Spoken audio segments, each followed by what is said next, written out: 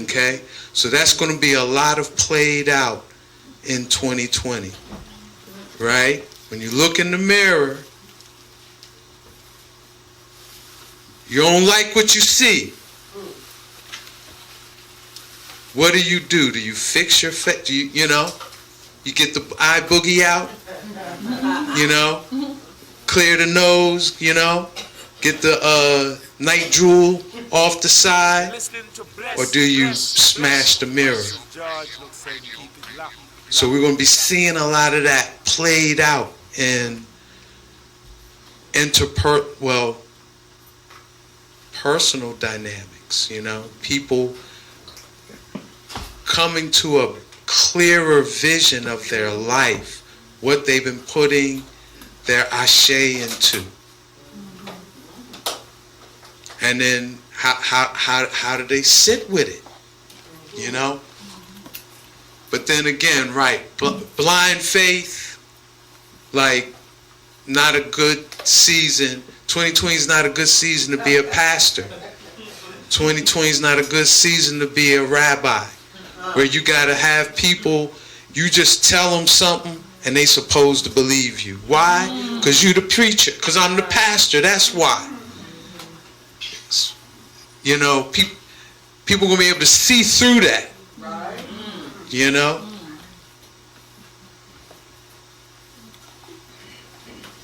When we look at the structure of 2020, right? 2 is double. And a circle is a 2-dimensional helix. It's the cross section of a spiral, right? So 2020 is double helix, double helix.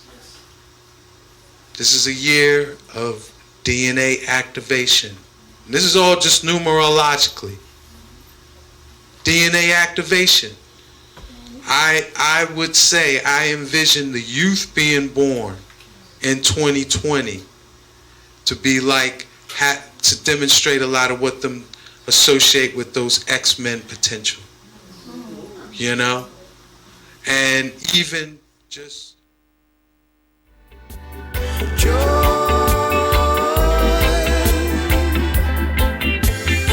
even though I'm feeling sad, even though I might get mad, yes, greetings, each and one of you. I get a funny feeling. First, I want to give thanks and praise. Give thanks for life. Give thanks to Blessed Radio. Give thanks to our ancestors. Give thanks to our parents, because the reality is that went for our parents.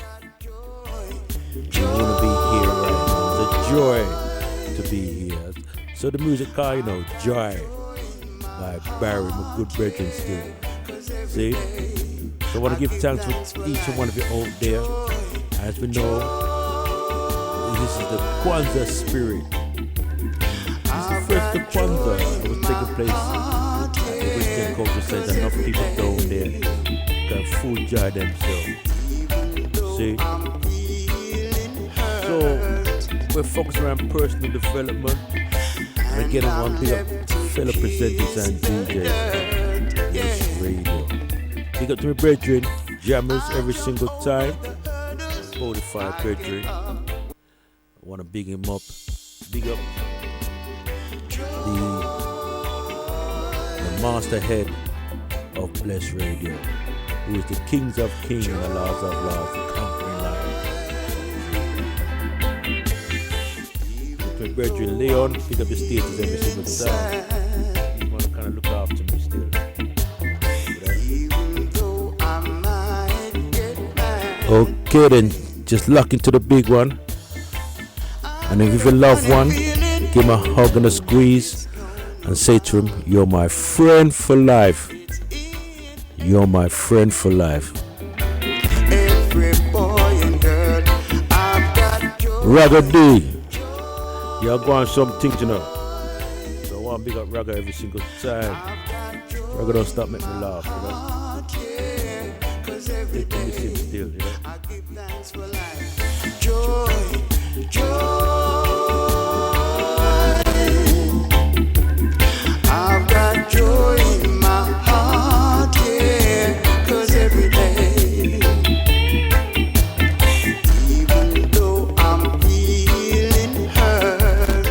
It's all about motivation, inspiration, and we move from A to B. See? I jump over the hurdles. I get up when I'm pushed down. Don't care what the obstacles. I keep on stepping through. 'Cause I've got joy, joy. I've got joy in my heart, yeah. 'Cause every day I give thanks for life. I've got joy in my heart, yeah.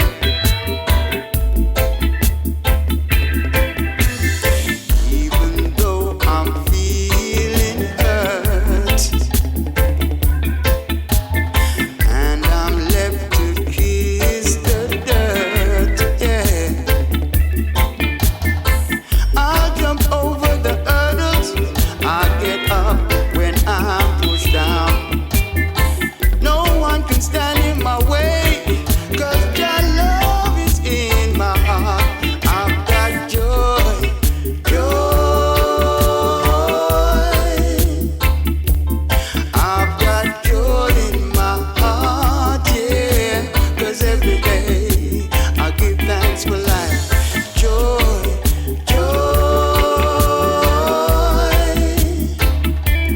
I've got joy in my heart, yeah. 'Cause every day I give thanks for life. But you're stuck.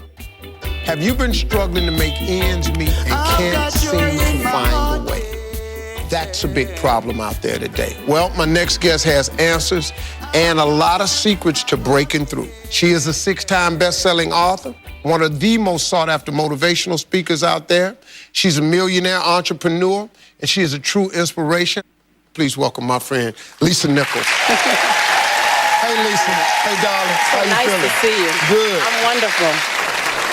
This is great for you. What's been your biggest accomplishment, you think? Bouncing back, number one, is refusing to listen to the negative chatter in my own head, refusing to listen to other people's perception of me, creating something from absolutely nothing. So I got to, there's the books, there's the TV, there's all that stuff. But my biggest accomplishment is being willing to give myself 1,000 second chances. And every time I got to 999, I pressed reset. Yeah. I didn't ask permission, I gave notice. Yeah. At some point, I have to stop asking, can I be great? Can I be brilliant? Can I be okay and still be accepted? I just stopped asking permission and just gave notice unapologetically, and not in a braggadocious way, not in a way that shrunk anyone else, in a way that said, I only got one life, and I'm gonna ride this one till the wheels fall off. And then all the other stuff came. Wow. As a result of a decision I made. Right. But it was a decision you... It was a decision, but it didn't come from, a motivational experience. It didn't come from an inspiring teacher. It came from hitting rock bottom. Okay, let's talk about that, because this was the thing that when you and I were talking that really struck me, because I had been there. Yeah. And I just wanted to hear how you had turned it around, because you can be rock bottom and turn it around. That's the best turnaround, because at rock bottom, hell ain't no other way to go. Right. You got to go up. So that's a great time. You climbed to the top. Tell everybody about this journey. I struggled all through school. The last time I took English class, I got a fail. And my English teacher said I was the weakest writer she ever met in her entire life. The last time I took a speech class, same year, I got a D- in speech, and my speech teacher said, Lisa, quote unquote, I recommend you never speak in public, that you get a desk job. So that was the beginning of my life. That was my 19-year-old experience. And then I go on and I'm trying to figure it out. I was obedient. I went and got a job in accounting. I was in the collection department for 7 years. Y'all don't know, I'm dangerous to accounting. I'm just dangerous. And I'm in collections, and you should never put a broke person in collections. Never, because everybody's reasons sound good to me. I know it sounds funny, but it was real. Not only did I say, girl, don't you worry about paying that, I'm gonna take your name off the list. Somebody went to jail because I was in I got fired from 5 different jobs. Yeah. And then I got pregnant with my son unexpectedly. And then at 8 months, my son's father went to prison. I had to get on government's assistance to have my baby. I was on WIC, Women, Infant, and Children, to feed my child. And when my son was 8 months old, I went to the ATM to get $20 out the bank because I didn't have any Pampers for him. And in order to get $20 out, you got that $20 in. I had $11.42. And I still can't tell the story without getting emotional because it's my story. For 2 days, I had to wrap my son in a towel. But something happened, Steve, in those 2 days. I was at rock bottom. I was broke and I was broken. Inglewood, California. My son laying on his back at 8 months. I have a towel over him and I have my hand on his stomach saying, "Don't you worry, Jaylani. Mommy will never be this broke again." And I made a decision. I was bankrupt. And every stinking thinking I had, I was bankrupt in trying to protect my pride. I was bankrupt in trying to be all that in a bag of chips and a bowl of grits, falsified. I was bankrupt in trying to not ask anyone for help. I was bankrupt in everything that was holding me and keeping me where I was. I've always talked a good game, but I wasn't doing anything with my gift. And all that thing about potential, I was tired of having potential. I wanted to have my now. And I looked at that baby at 8 months and I said, I want to transform your life because you didn't ask to come into this chaos. Come on. As an African-American male child in South Central Los Angeles with a single mother whose father's in prison, he had a 66% chance of going to prison himself. Not on my watch. Not on my watch. So if I have to be willing to drastically transform myself so that I can become the woman that I know I can be. Right. And that's what I began to do. I was radical. What did you do, Lisa? What did you do to change your life? First, I realized I couldn't grow with people who were struggling like me. That whole I don't want to leave nobody behind. No, I don't want to stay with y'all. Right. You don't even want to be here. Like, I don't want to be the queen of this block. Yeah. And I became okay with the fact that it doesn't make me any less committed to my community, committed to my culture, committed to my family. The best thing I can do for you is not stay here with you. That's right. When I've got that, I went to places I'd never seen before. I went to conferences where people were talking about money, talking about prosperity, talking about, it was like, no habla español. What y'all talking about? ROIs and PPMs and term agreements and capital fundraising and bottom lines and what is it? I'm going to stay until I learn what you're talking about. I went to the same conference 42 times. And there I raised $532,000 in capital for my company to start my dream. And my dream was to transform teen lives. I want to teach teens how to fall madly in love with themselves and how to make integrity-based decisions. And I got it funded and I started working. And that was the beginning of me rescuing myself. I realized that I am my rescue. No one else is my rescue. I am my rescue. That is, see, my daddy's famous line to me was, the best thing you can do for poor people is not be one of them. Right. He said that was all. It was just third grade education. Best thing you can do for poor people, boy, is not be one of them. I got to do something if I want to go back to effectively change.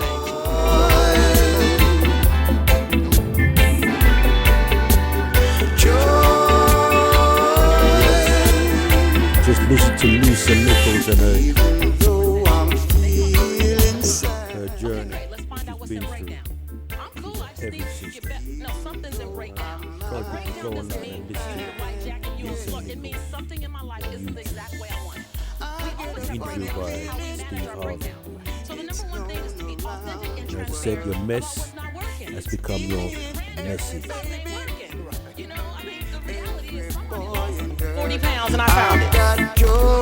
And I'm trying to return it to its rightful owner. I'm just saying. So that's what I'm working on right now. The best thing I can do is be honest out loud about it. Right. We try to protect and hide too much. We try to defend and protect too much. We live in proving. So first thing I get them to do is what are you hiding, protecting, proving, or defending? Let's identify that. Now, what's the distance between that and where you want to be? And then the rest is, are you willing to do something you've never done before? Most people don't. They want to have a grander life, a more exciting life, doing exactly what they were doing. See, my grandmother said that conviction and comfort don't live in the same block. If you're going to be convicted about something, you might have to go through some discomfort. But if you want to stay comfortable, why don't you just relax where you are, because that's where you're going to stay. Right. And so are you willing to reinvent who you are? Are you willing to kill away the procrastination? Are you willing to kill away the excuses, the blame game? I never let people call me a single mom by my title. I'm Lisa Nichols, who happens to be a single mother. Don't define me by my circumstances. Define me by my intention. So it's just really being willing. Most change will happen here first. Right. And if you don't change there, you can win the lotto and still end up broke, because I'm a slingshot. You're going to slingshot back to your mental comfort zone. Most people do. Yes. 85% of the people who hit the lotto become bankrupt within 3 years. Yes. If you can't handle $300, $300,000, same philosophy at work, right, man, you're going to lose it. I tell you what, this is going to be great. Lisa and I are going to be teaming up. Even though I'm feeling hurt. Great day.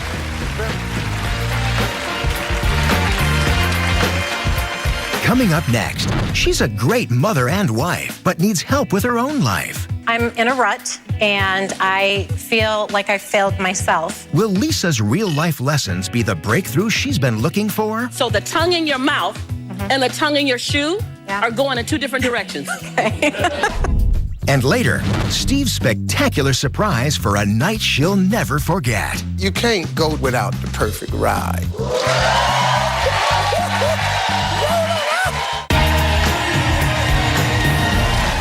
Hey, look, I'm back with famed motivational speaker, New York Times bestselling author, Lisa Nichols. Now, we're going to be speaking to one of my viewers who's stuck and needs help breaking through.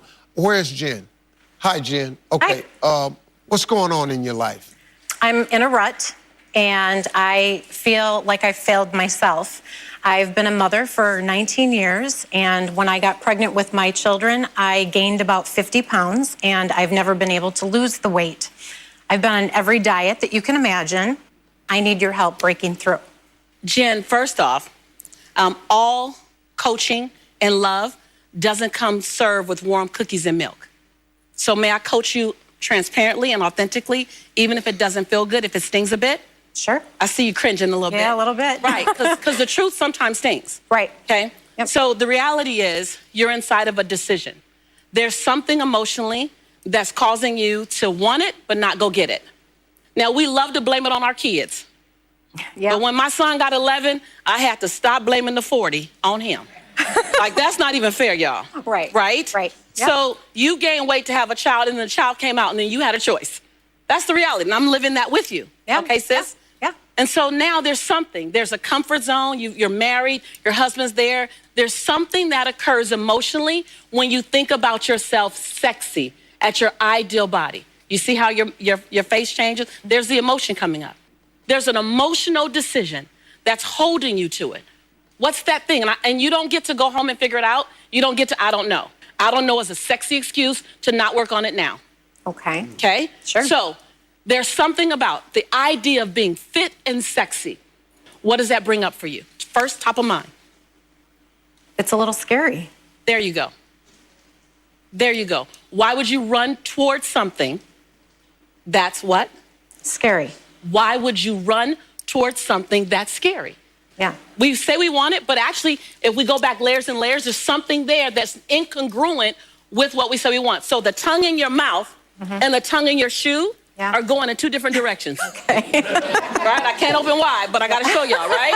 It's going in two different directions. Do you get that? I do. So you're scared of what life would look like if you're sexy, but you say you want to lose weight. Yeah. So the work is, what do you need to do to be comfortable and not scared? Don't work on the weight. It'll take care of itself if you work on the why am I scared and what am I scared of. And whatever that is, handle it. And whenever that thing is handled, promise you, baby, it will start melting away and you will barely recognize your life. Thank you. Do you, can I ask you a question?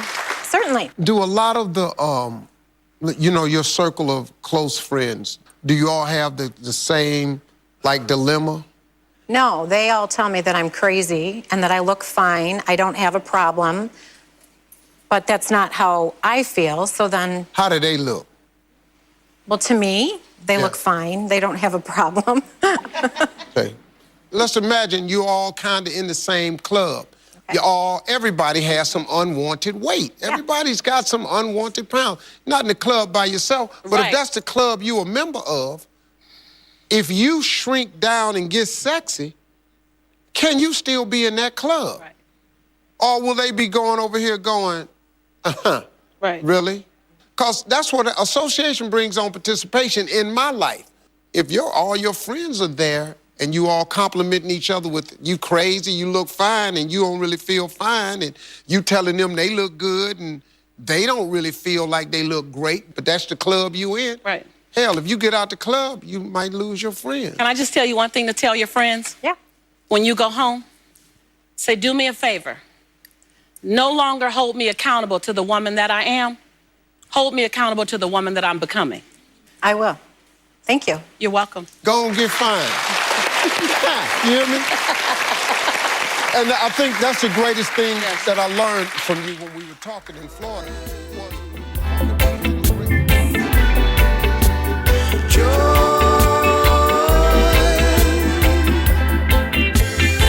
Even though I'm feeling sad, even though I might get mad, yeah, I get a funny feeling. It's known around the world. It's in every baby, every boy and girl. I've got joy. Dr. Breakthrough, he'll boost you up. Life ain't so hard with the right motivator. Dr. Stan here's expert communicator. In the big city or in the sticks, Dr. Breakthrough gon' break the bricks. Greetings, family. We have the great man inside the house, Dr. Stan, who is one of the greatest motivators we have on this planet here. And we should give thanks and praise that he's in our presence, you know? The great man, Dr. Stan inside the house. Going through You know? tough times and life seems rough. Go to Dr. Breakthrough, he'll boost you up. Life ain't so hard with the right motivator. Dr. Stan here's expert communicator. In the big city or in the sticks, Dr. Breakthrough gon' break the bricks. All finances and relationships, Dr. Breakthrough got the perfect fit. So what y'all wanna do?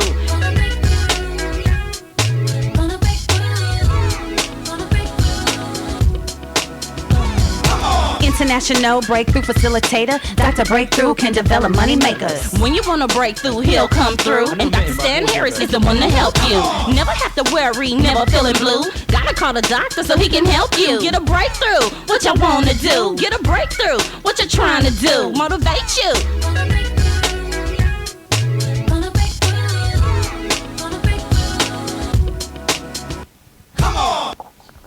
Greetings. Going through tough times and The life great seems man, rough. Dr. Stan. Dr. Stan, how you keeping, brother? That's the first thing. Life ain't so hard with the right How you keeping, brother, Dr. Stan? Alrighty, I am doing just excellent. Thank you. I'm blessed and highly favored, just like you and your listeners. Okay then, Dr. Stan, you know something, man? Since you've What y'all wanna do? you've come to my presence, I've kind of boosted my chest a little bit, you know? That's the truth. Boost up my chest and my status because, you know, I can't be walking around like a pussycat when I have a man like you about the place, you know what I mean? I have to be clear about that because, you know, you kind of able to shape up things a little bit because when I see you live and direct today, my brother, I was very excited why you do some things, my brother, you know? But that's not that, but, you know, the love we have for you, my brother, because you can see as a man very serious, very committed in terms of helping people feel their true potential. Because I know you do numbers of works right across the United States, you know, and your popularity is growing by numbers, and people are talking about you, you know, like crazy, you know what I mean, so to speak, you know. And I know you have a fan club all over the world, you know. But Dr. Stan, you never just come like this. I mean, give a little background about yourself, and what was the turning point where you got involved in the whole thing of motivating and inspiring people and the energy you have, you know, because I never met anybody's really got a passion, that kind of fire in the belly. Where did it all start from, my brother? Well, first of all, I've been in all 50 states and 27 countries, so Right. I'm just so blessed and humbled to be able to have the opportunity. But it didn't start there. It started way back growing up in the ghettos of Harrisburg, Pennsylvania.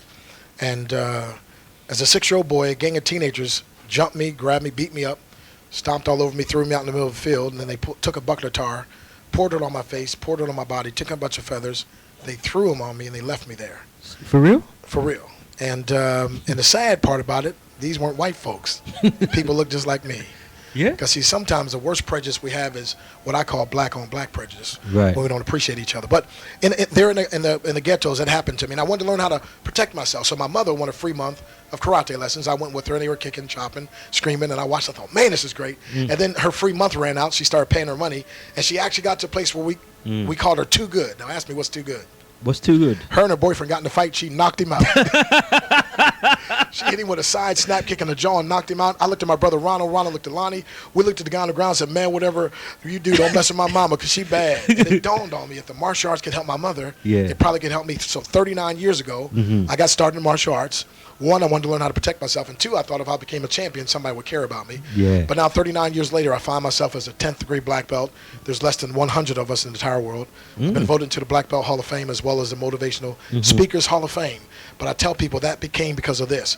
You got to allow your pain to push you to your power and your prosperity. So within any pain, there's always a hidden principle of some power that you have that you're not aware of. Say that again, my brother, because we need to zoom to that. That's very powerful. Say that again, my brother. Well, let me put it this way. Trouble never comes to a woman or man unless she brings a nugget of good or gold in her hand.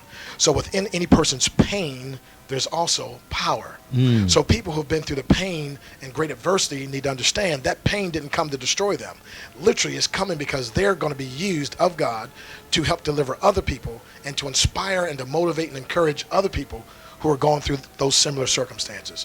So things that happen to me in life, I used to say, why me, which is what I call a disempowering question. And disempowering questions leave you powerless. Right. So I learned to switch that and start asking empowering questions. Empowering question, okay. An empowering question allows me to reach deep and receive the power that's in me and get more power from the thing that's happening to me.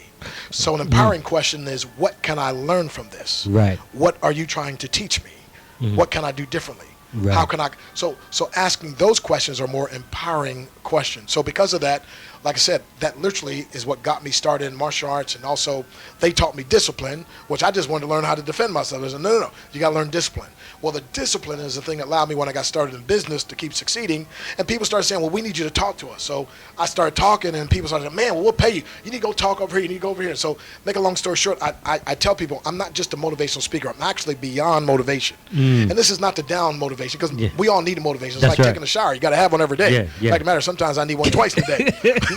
So and a motivational speaker is like getting the caterpillar to move a little faster, and God knows caterpillars need to move faster. But I'm the world's first breakthrough speaker. Now, as a breakthrough speaker, I use motivation, inspiration, education, entertainment, and oftentimes a martial arts demonstration to help accelerate a person's breakthrough to the next level. Now, breakthrough is when you explode through barriers that at one time seemed insurmountable. So what I do is I use physical things. For instance, what we hear, we tend to forget.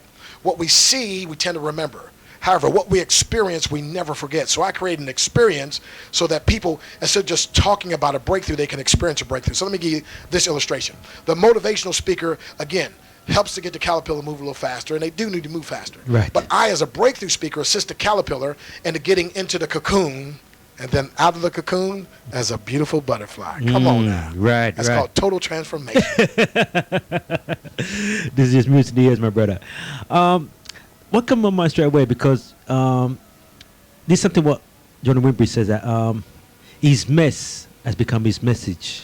Well, I teach people every master was at once a mess. Therefore, every mess can one day be a master. Right. Come on now. Right. And within that mess is a message. And when you learn to harness that message, you can make millions. Okay then. That's right. But it's true. I mean, if you look at people like Les Brown, because he always talks about good friend of mine. Talks about his story, how he started, and he persevered, and today, he's making, millions of pounds. You see what I'm saying? Exactly. But because of his story and his journey, what he's been through. Well, I'm gonna come to Les Brown, right? But the question I need to ask you, my brother, right, is that why is it you have some people who are successful and some people are total failures? I mean, I wonder you can break that down and share with us why you have some people, people like yourself and other people out there, Okay. who are successful. And some people just fail. Yeah. Okay, well, I'm going to go two different ways with that. One, Okay, I'm going to then. answer your question as you answered it.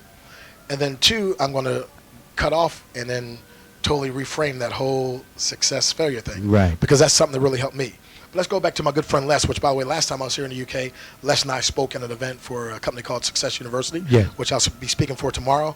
And but anyway, and Les, I mean, just again, like you said, it's an incredible story. He likes to say, if life knocks you down, just make sure you fall on your back, because as long as you can look up, you can get up. Get Come up. on. Come on. So, and that's true. That's good. In fact, I met my good friend Willie Jolly, and of course we're all good friends too. Les is good friends with Willie, but Willie says a setback is a setup for a comeback. Come on now. So anyway, but Les says don't allow someone else's negative opinion of you to become your own reality. So he came from a real bad background and had some adversity. And what I found out is all great people have suffered what people consider great adversity. Mm-hmm. But they, again, like I told you, see, pain within your pain is hidden power.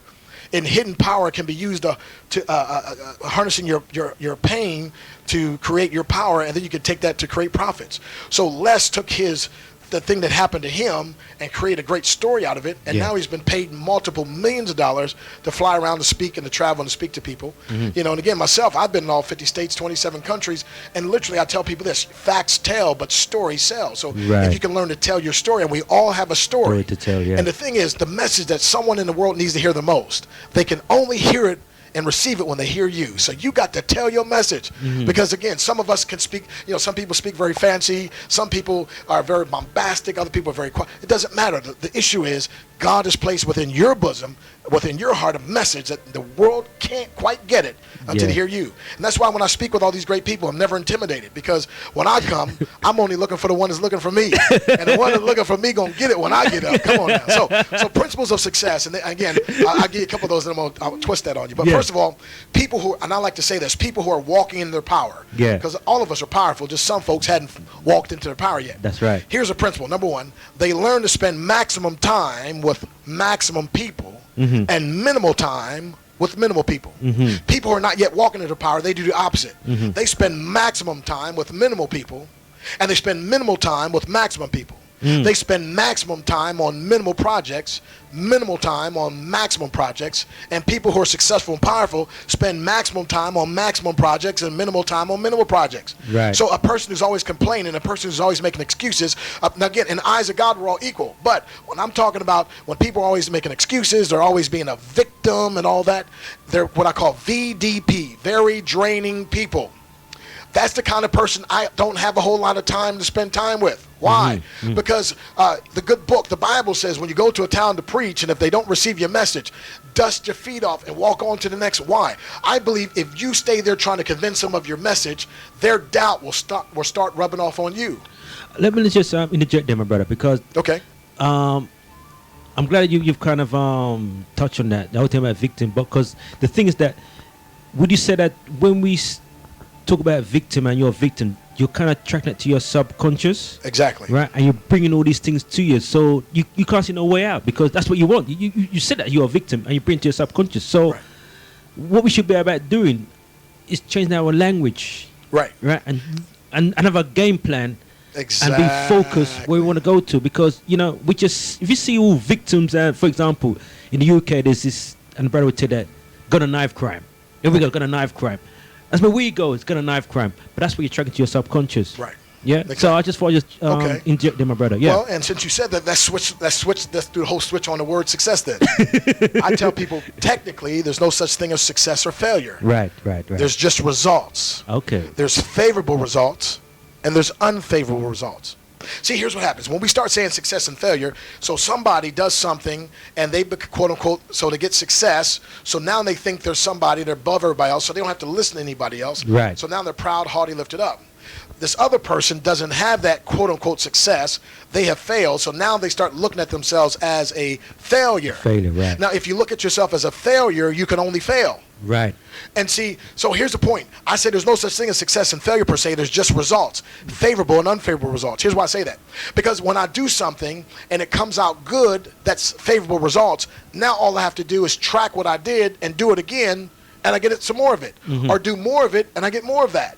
So now I'm continually growing and in the world's term, getting more and more successful every day. Mm-hmm. But I don't look at it as success. I just look at it as results.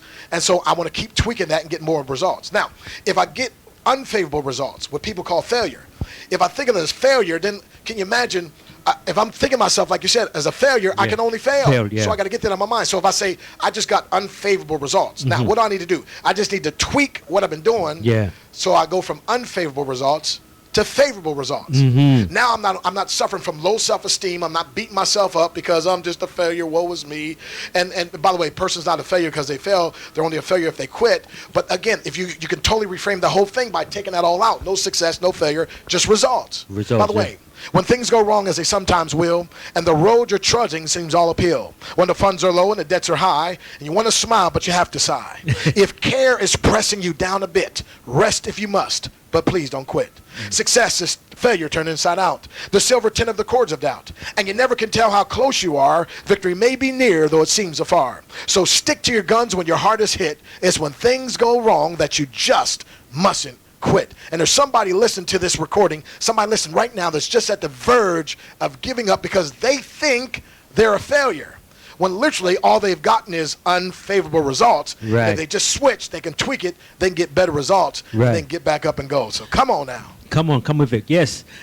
I'm going to open the live link number. If people want to join and ask Dr. Stan a question, feel free to do that. The live link number is 07984 931 588. I repeat, 07984 931 588. We have the great Dr. Stan inside the host, so feel free to join in.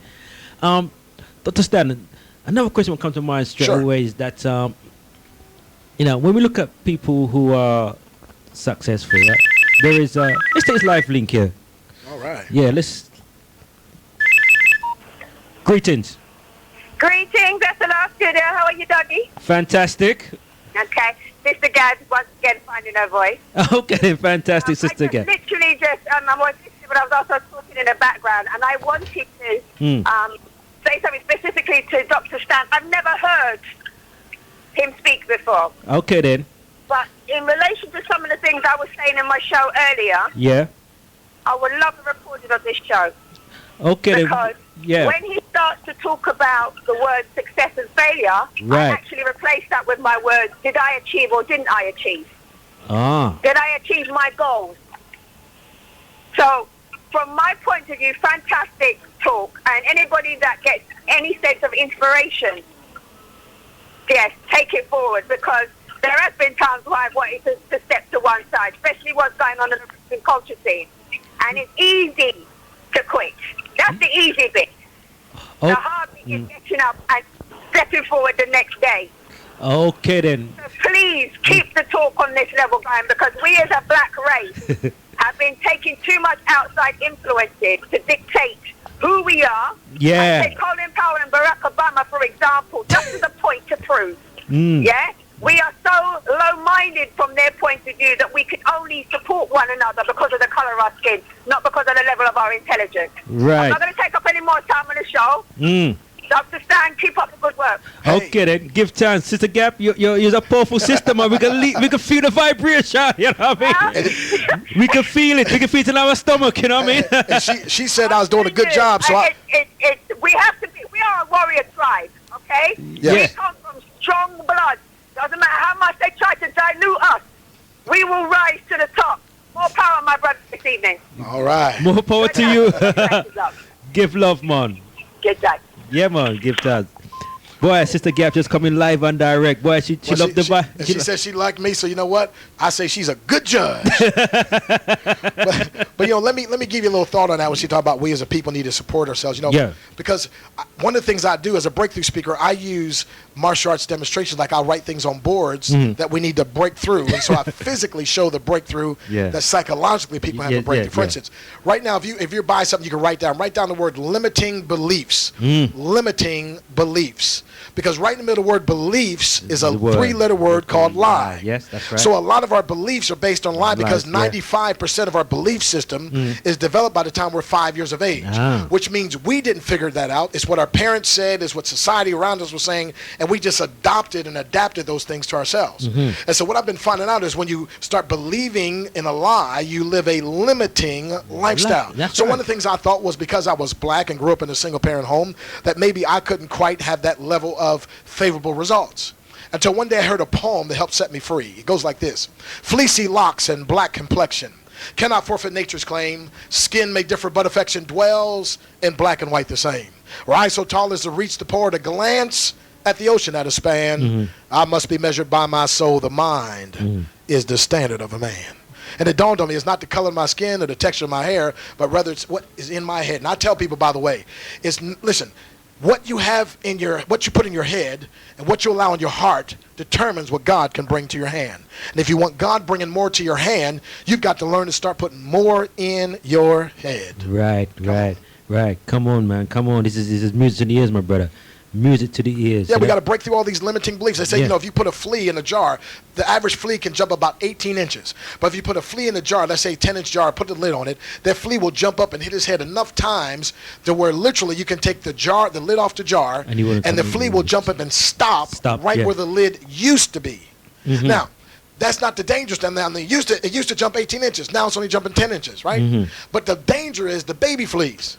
Because the baby fleas never even make it to where my mama flea made it. So that's why I tell people, you've got to learn to have your breakthrough so that not just what you do, but it's going to affect the next generation, your children, and everything else. So, again, we need to learn to see a breakthrough is exploding through barriers that at one time seemed insurmountable. And everybody in life has a great breakthrough. See, the things in this world worth doing were declared impossible by someone before they were done. That's why you've got to have a breakthrough mentality. But let me give you a secret of why many people who desire to have a breakthrough never experience a breakthrough. And the reason is because they focus too much on what they want to break through. Oh, you didn't hear me. Yeah. See, when you focus, many people want to have a breakthrough, but they don't. Why? Because they're trying too hard to break through. Okay. What I teach people is you got to focus on what you want to break to. When you focus on what you're breaking to, you automatically break through some things. Right. Come on. So we have to go beyond, yeah? It's like breaking the board of bricks. See, when I stack up 22 inches of brick, I don't aim at the bricks. I aim through the bricks. Yeah. See? So when I go through the bricks, I automatically have a breakthrough when I go to. You with me? Yeah. So I tell people, get a break to board. In other words, get some images of things you like, beautiful places you want to go on vacation, the type of money you want to make, and put these on the board, the pictures of all these powerful images. That's what I call your break to board. Right. And if you work on breaking to that, you automatically break through that. But see, when people say I want to break through debt, then what you focus on the longest becomes the strongest. What you talk about the longest becomes the strongest. So instead of talking about debt, which makes it bigger, you talk about financial freedom. So when you break to financial freedom, you automatically break through debt. Yeah. So what you focus on, what you bring to reality? Focus, by the way, write the word focus down, F-O-C-U-S. Focus stands for firmly on course until successful. Come on now. Come again. Firmly on course until successful. That's what you want. So you focus on what you want, not on what you don't want. See, the more you focus on the way people are treating you bad, the more you attract people who are treating you bad. Right. The more you focus on that you're a prince, a power, you have a king, you're a queen. The more you focus on that, the more you'll find people who come in line with that, and you'll attract more of that to your reality. Right. So it's all about it's coming to the mind, to the mindset, and what you focus on, what you focus on, you give energy to, and that's what you bring into reality, into your subconscious, Because subconscious doesn't know no difference, no? Between that which is real and that which is imaginary. That's right. That's why you can have a dream that you're maybe dying or falling off a roof or getting shot, and you wake up. Why? Because the brain literally discharged to the body the energy to act like, because it was happening. Yeah. So that's why I teach people one of the greatest principles people can learn is what's called meditation. Now, as a Christian, my Bible tells me to meditate on the word day and night. As a martial artist, they taught me meditation. And again, meditation literally means seeing yourself doing what you want and then doing it.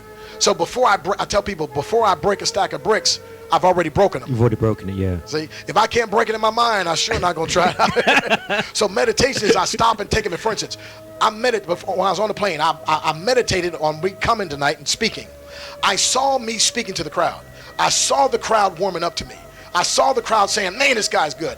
I saw me offering the crowd some of my books to buy and CDs and DVDs. I saw them buying it in my mind. And guess what? When I stood up and spoke tonight, you know what happened. That's right. The way you lift me up. Right? So focus. So here's the thing. Don't let your condition mess up and blur your vision. Yeah. Focus on your vision of what you want to accomplish in spite of what you're going through now. See, and what will happen is you'll start attracting your vision to you in spite of your condition. See, Nelson Mandela, though he was locked up, in his body and his mind, he was free. And in his mind, he was focusing on what he wanted to accomplish and what he wanted to do. And it wasn't long they had to set him free in his body so he can do those things. Right. But see, when you start focusing on, I'm in jail, I'm locked up, I'm in prison, you're going to get more of that. Yeah. See? So you got to focus on what you're breaking to instead of what you want to break through so much. Yeah. And when you focus on what you're breaking to, you literally start attracting that. By the way, that's why I use the word fear and faith. Can I throw this in real quick? Of course, my brother. Okay, fear, F-E-A-R. False expectation appearing real. Fear, false evidence appearing real. See, what you have, what you're afraid of, you attract that to you. What you have faith in, faith, F-A-I-T-H. Faith stands for find answers in the heart. Faith, for those of you Christians like me, forsaking all, I trust him. So if you're going to have fear, you're going to attract to you the things you're afraid of. If you're going to have faith, you will be attracted to the thing you have faith in.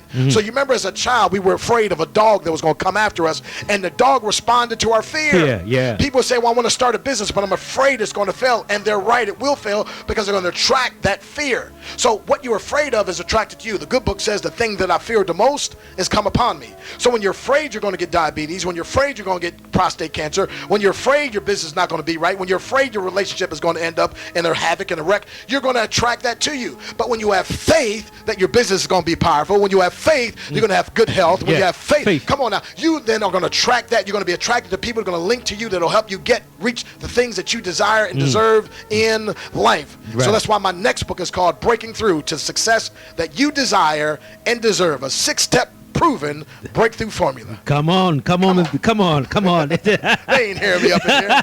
Hey, by the way, fear and faith, by the way, are twins. Fear is upside down faith. See, fear is belief the bad's going to happen.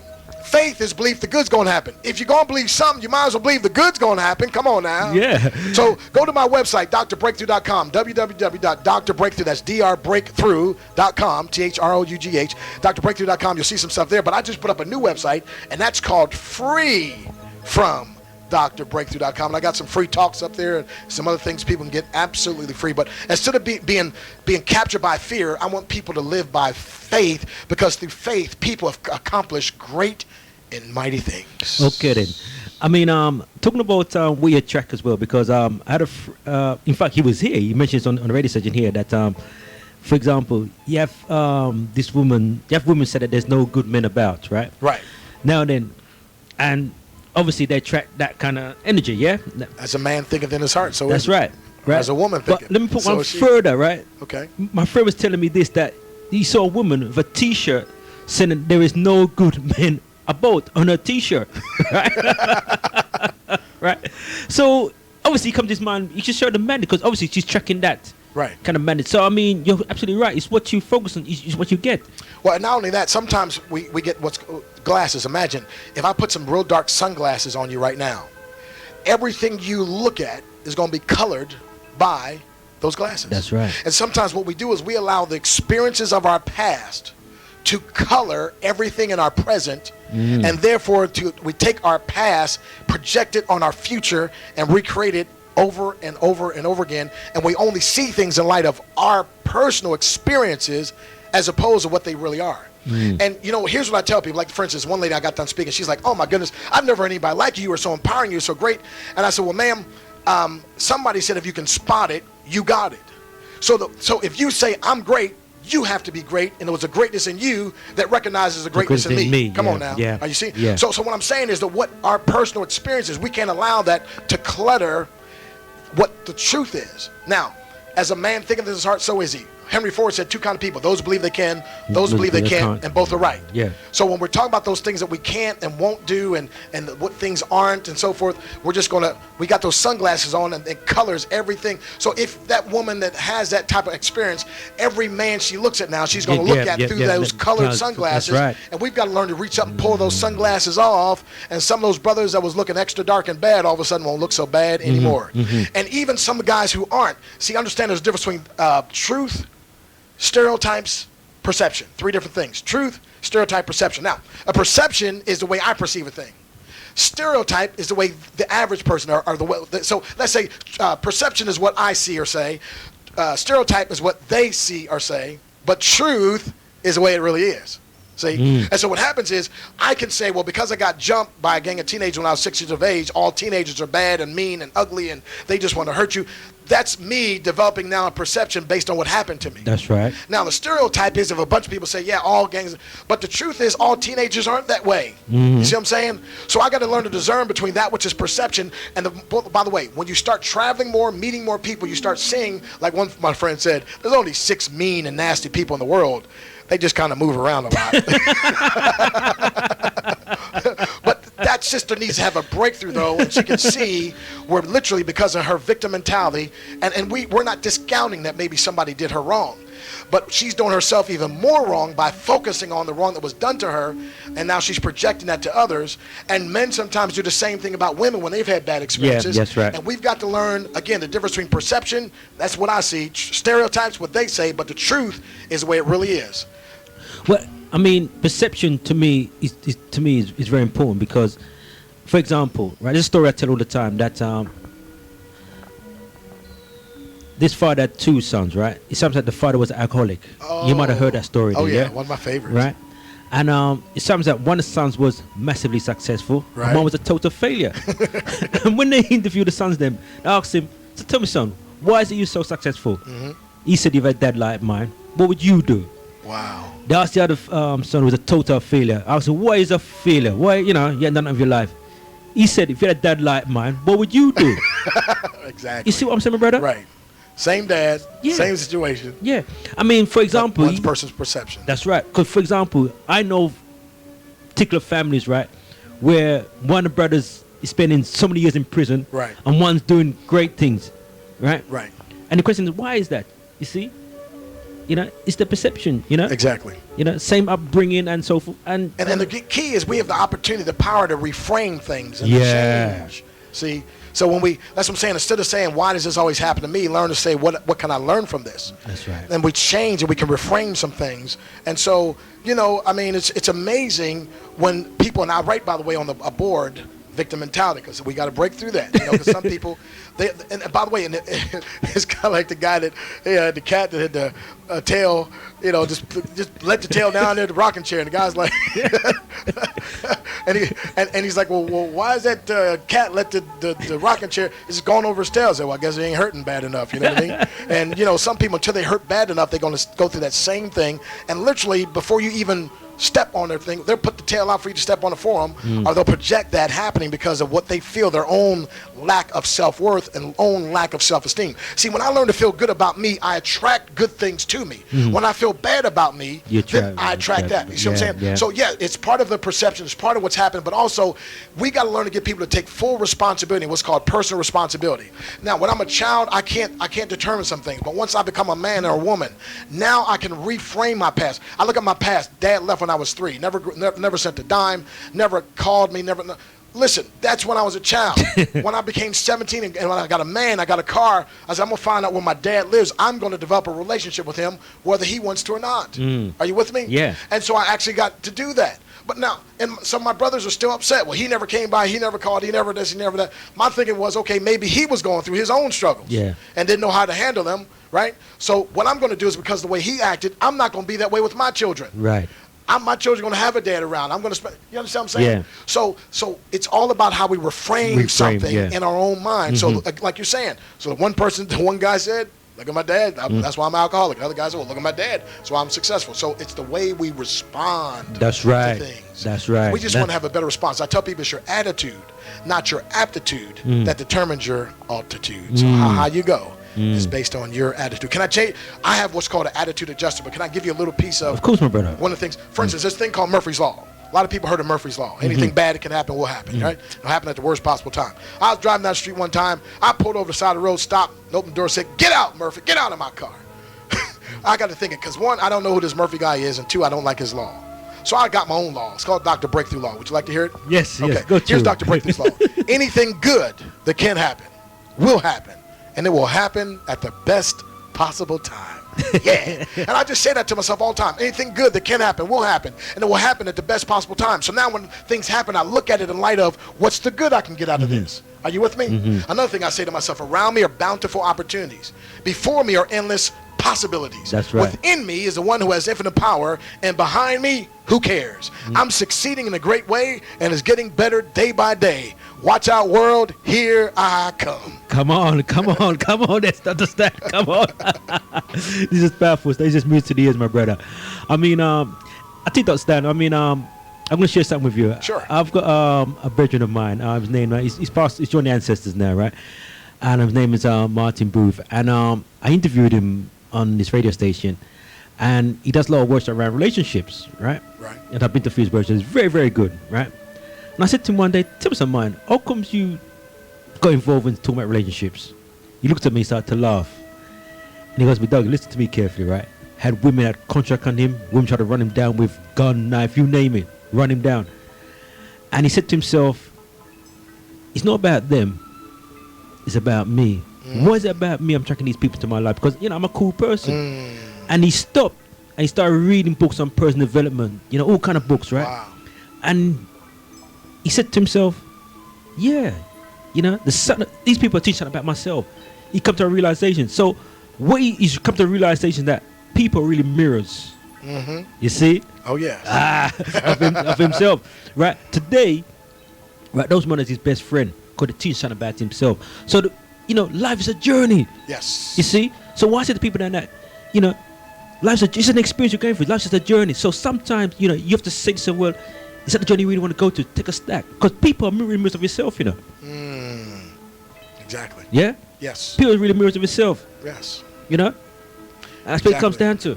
Yeah, you don't attract what you want, you attract what you are. Yeah. And that's why through reading books, listening to powerful DVDs, CDs, attending powerful seminars, literally helped us to change. And that's one reason why I have my breakthrough jingle. In fact, I think we need to play my breakthrough jingle again. Yeah, take a minute, play that breakthrough jingle. Let's go for it, man. Come on. Let's work with it a little bit.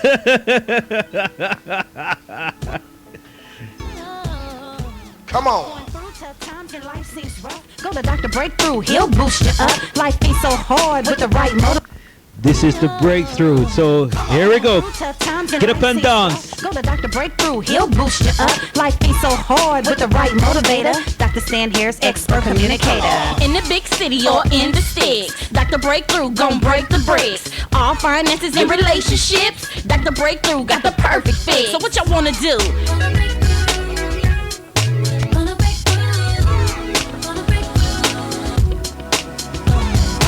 International breakthrough facilitator. Dr. Breakthrough can develop money makers. When you want a breakthrough, he'll come through. And Dr. Stan Harris is the one to help you. Never have to worry, never feeling blue. Gotta call the doctor so he can help you. Get a breakthrough, what y'all wanna do? Get a breakthrough, what you trying to do? Motivate you.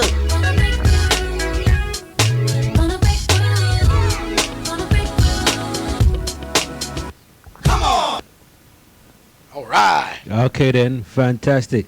Oh, let me just give it because those things can be an event this weekend coming.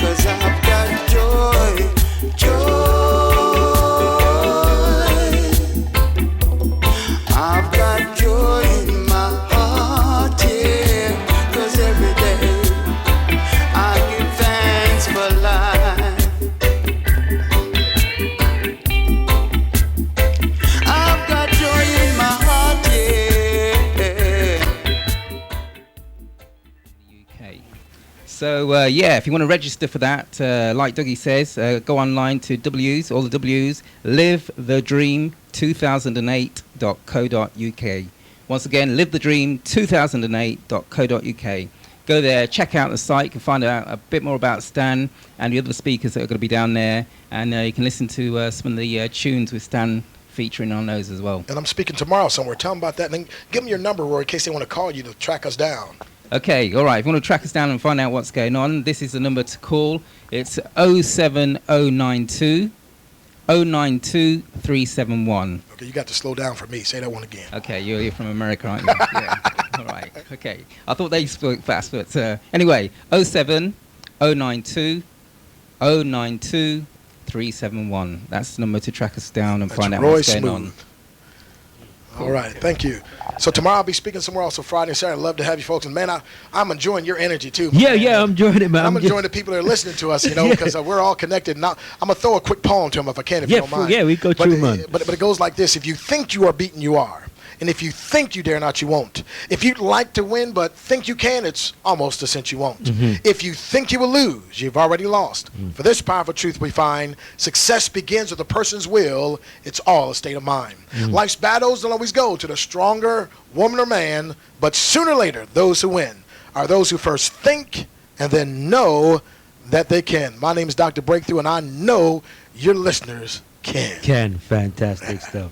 We give it a live link number again, 07984 931 588. I repeat, 07984 931 588. Just feel free and join in the vibration, and and put a question to Dr. Stan, or you want to make a contribution, just feel free to do that.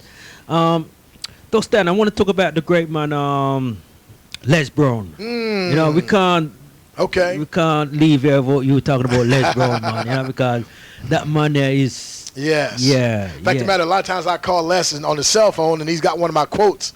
And he's like, Dr. Stan says, and so I was like, man, you always quote me. I'm gonna have to quote you one time. So let me give you something that Les usually says, and this will help people and bless them to the T. Are you ready? See. Les puts it this way: if you want a thing bad enough to go out and fight for it, to work day and night for it, to give up your time, your peace, and your sleep for it. If all that you dream and scheme is about it, and life seems useless and worthless without it, and if you gladly sweat for it and fret for it and plan for it and lose all your terror of the opposition for it, if you simply go after that thing that you want with all of your capacity, strength, and sagacity, faith, hope, and confidence, and stern pertinacity. If neither cold, poverty, famish, or caught, sickness, or body or brain can keep you away from the thing that you want, if dogged and grim, you beseech and beset it, with the help of Almighty God and Dr. Breakthrough, you can get it.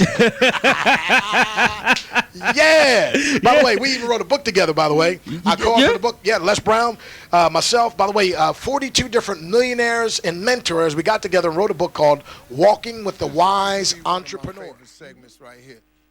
Let me ask you a question. Do you want to turn your life around, but you're stuck? Have you been struggling to make ends meet and can't seem to find a way?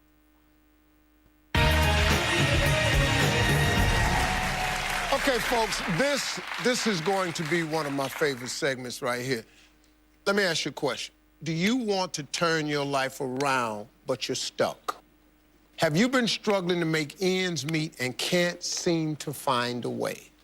That's a big problem out there today. Well, my next guest has answers and a lot of secrets to breaking through. She is a 6-time best-selling author, one of the most sought-after motivational speakers out there.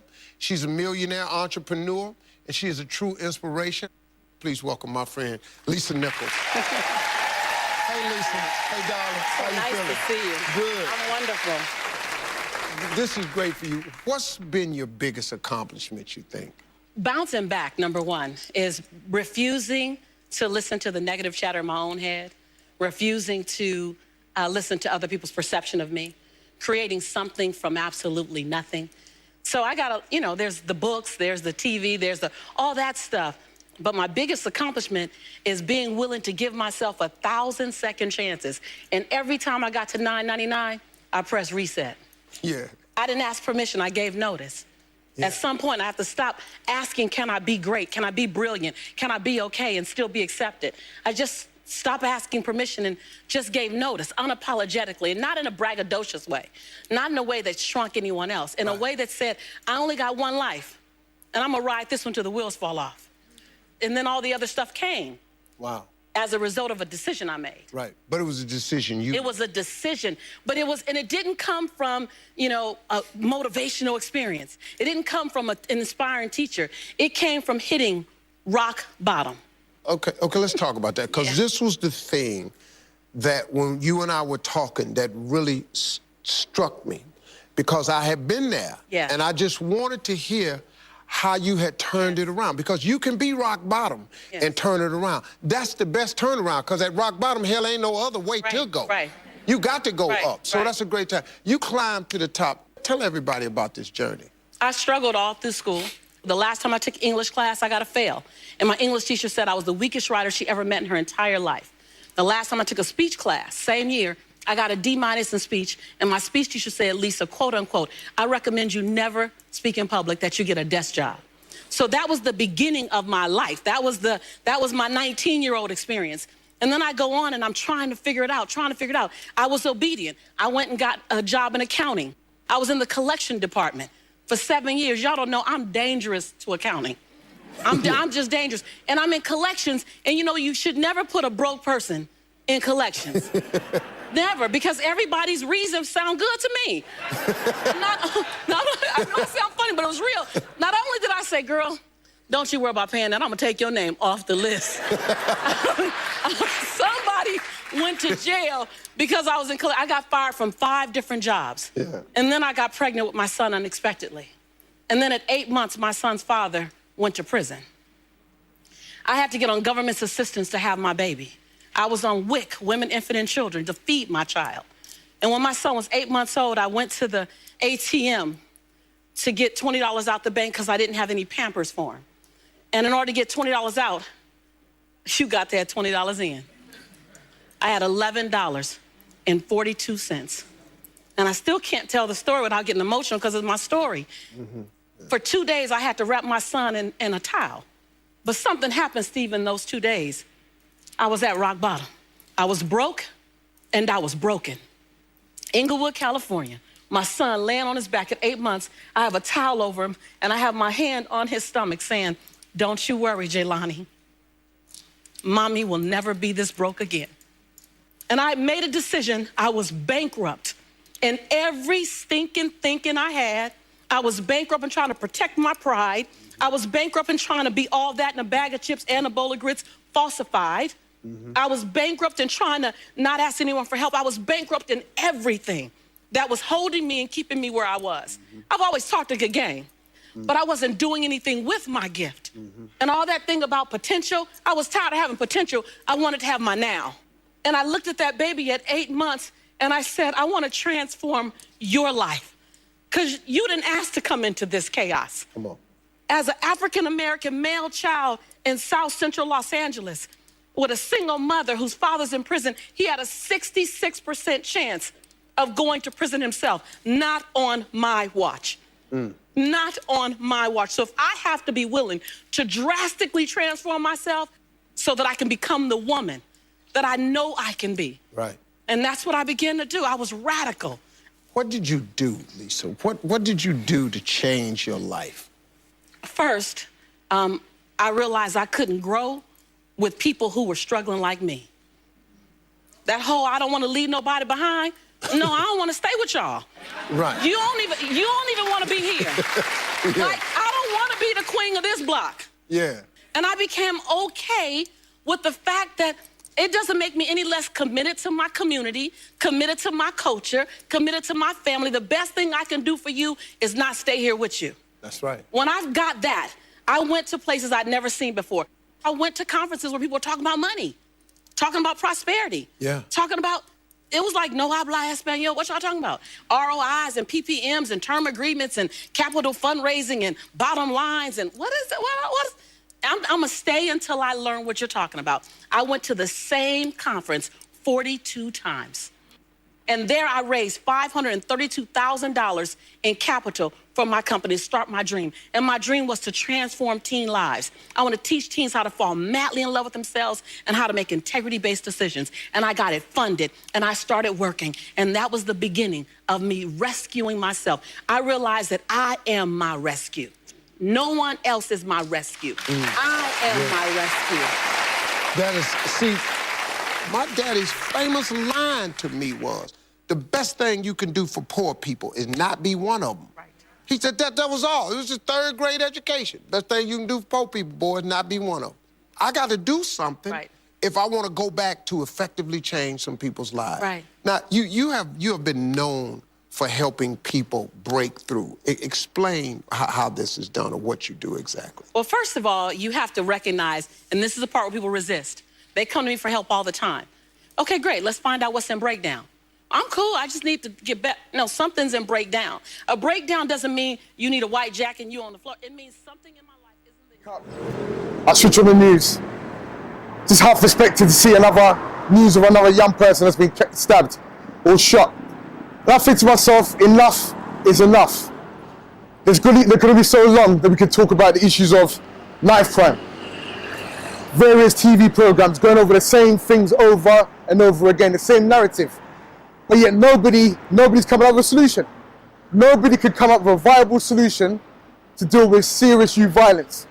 That's the reason why I've taken the decision, as a person who's worked in the community for almost 20 years, providing solutions, working with the youth, to come up with a viable plan of action. Viable 10-step, 15-step plan to deal with serious youth violence. Because we have to be the solution. We are the solution. The community is the solution. But we just need to be empowered. We need that encouragement, the confidence to say that actually we can do it. And collectively, there's a collective effort, we can make a difference to dealing with this issue that's going on our streets right now. An issue that has affected everybody, irrespective of whether you're in London, Glasgow, Birmingham, whatever. It's a national problem. And we need to take a decision as a community to make a difference. And that's the reason why I'm putting this video together. Talk to stakeholders, the government, local government, specifically on this particular video. The community one will come out after, but this one specifically to the Sajid Javids of this world, the PM, and various government ministers that have got an important, integral role in providing a solution to this problem. This video is dedicated to you.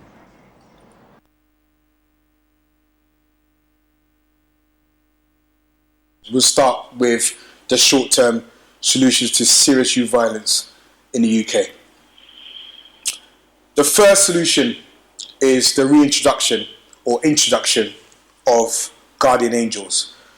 There was a recent story in the Metro of guardian angels that are operating in East London. These are volunteers that are trained up to patrol their local neighbourhood. What I'm advocating is not an increase in police numbers. What I'm actually advocating is actually more cost effective than increasing police, is to reintroduce guardian angels who patrol affected communities, who are SIA badged, who are trained in hand-to-hand combat, who've got certain level of powers of arrest, and they will be a visible deterrent to people that engage in serious knife crime. They'll also be an effective conduit to get information that can be utilised to target people that are committing knife crime in the community, as opposed to bringing in an increase in police force that's, in all honesty, disconnected from the community, that's seen as an occupying force many times, and it's a good compromise between the two perspectives of having no police and having an increase in police in these affected communities. The second solution is an intelligence-led stop and search initiative. Now, there are talk that, in the current moment, there is intelligence-led operations, but the community know that it doesn't happen. What we're looking for is targeted stop and search, as opposed to a blanket stop and search, which kind of alienates the community that you're trying to, we're trying to protect. The second element of that is also a better use of technology. to identify knife carriers. So, the introduction of X-ray glasses that I've read about. Also, metal detectors, using metal detectors strategically to target people that carry knives so we can take more knives off the streets. Thirdly, annual knife and gun amnesties, which is self-explanatory. At the moment, you have gun and knife amnesties now and again, sporadically, but what we're looking for is something that's more consistent on an annual basis, that people can hand in their knives, hand in their guns to the authorities. The fourth solution is the restoration of youth clubs. Now, as we know, youth clubs have been completely decimated across the UK, and particularly London. And youth clubs were a cornerstone of a cohesive and peaceful society. And now they've been taken away. Clearly, there is a correlation, there is a link between, the reduction of youth clubs and obviously an increase in youth violence and antisocial behaviour. The fifth point is to revolutionise the funding and contracting industry in terms of making sure we give grassroots organisations who I believe are the solution to this problem the resources and manpower required to actually make a difference. What we have is a structure at the moment whereby smaller grassroots organisations actually penalised for being small and grassroots organisations. You have mainstream organisations that have been funded quite well in many cases, but they're completely disconnected from the beneficiaries they're trying to help.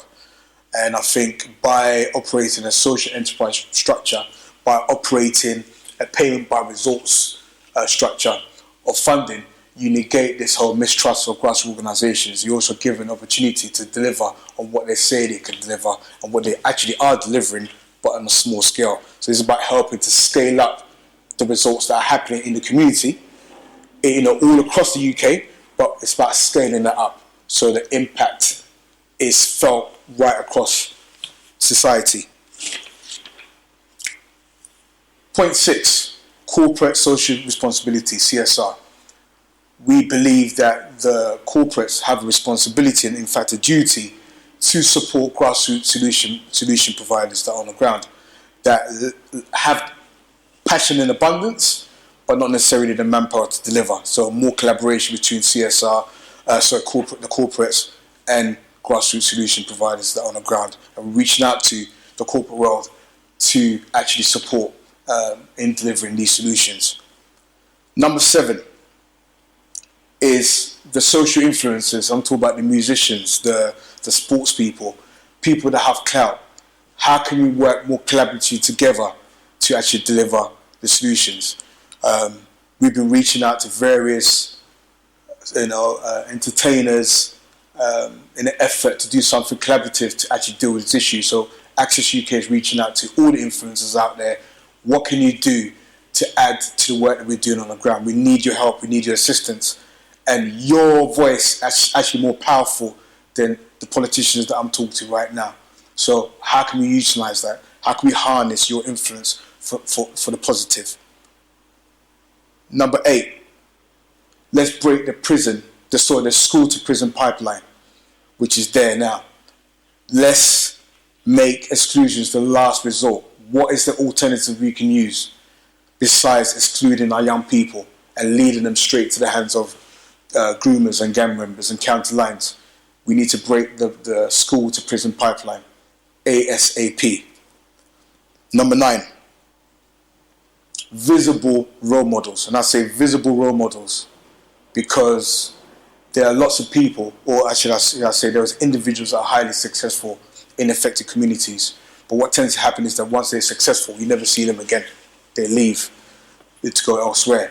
And if I done a survey of 100 of my beneficiaries in Haringey, Tottenham, or Brent, or Hackney, or anywhere else we operate from, and ask them to name me all the successful people they know, I guarantee majority of them would talk about sports people and entertainers. But we know there's doctors, there's lawyers, there's accountants, there's a whole plethora of professionals out there in the community that are not seen. And what we need to see is more visible role models. We need to see fathers taking responsibility for their children out there and being the visible role models they need to be to help our youth, to give them a sense of guidance, a sense of belonging, so they can actually make the positive impact that can be made with within the right environment and influence. Number 10 is something more practical. Reintroduction or introduction of parental classes, first aid, and self-defense classes that will actually help to motivate and give these youth a certain level of confidence when they're out there on the streets, to help them circumvent particular dangers and protect themselves against the threat of serious youth violence and knife crime.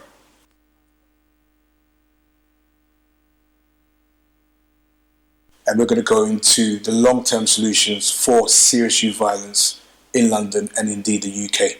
So number 1, implementing a culturally bespoke public health approach, which is the model